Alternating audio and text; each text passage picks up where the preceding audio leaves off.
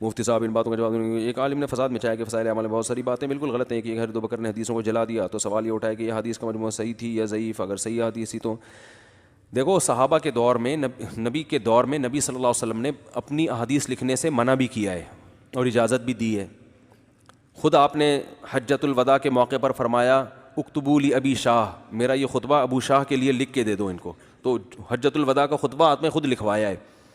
اور بعض دفعہ آپ نے منع بھی کیا، تو وہ منع اس لیے کیا کہ اس زمانے میں قرآن لکھا جا رہا تھا چمڑوں پہ، اور حفاظت کے یہ جو جدید طریقے ہیں نا کہ آپ نے ہارڈ ڈسک میں سارا ڈیٹا سیو کر لیا، اینٹی وائرس بھی ڈال دیا اس میں اور ایک الگ سے اس کی کاپی بھی بنا دی، یہ سارے طریقے نہیں تھے حفاظت کے۔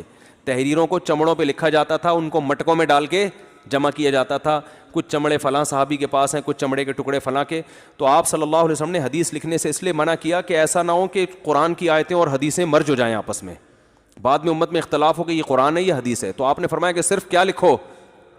قرآن لکھو، حدیث نہ لکھو۔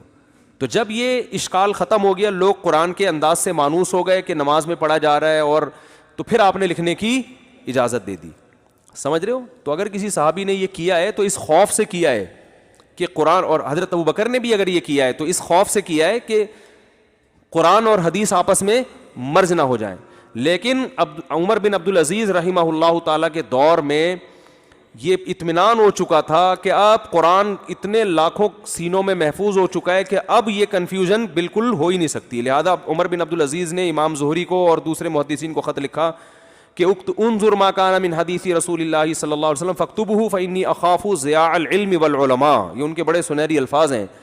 محدثین کو خطوط لکھے کہ جہاں بھی نبی کی حدیث لکھے ملے اس کو ریٹن فارم میں لے کر آؤ، کیونکہ مجھے ڈر ہے کہ علماء بھی آہستہ آہستہ دنیا سے جا رہے ہیں اور علم بھی کیا ہو جائے گا؟ ضائع ہو جائے گا، تو ریٹن میں ہونا چاہیے یہ سب کچھ۔ تو ان کے آرڈر پہ، وہ بھی خلیفہ برحق تھے، ان کے آرڈر پہ باقاعدہ لکھنے کا کام شروع کیا گیا ہے۔ اس سے پہلے بھی لکھتے تھے مگر اتنے اہتمام سے نہیں۔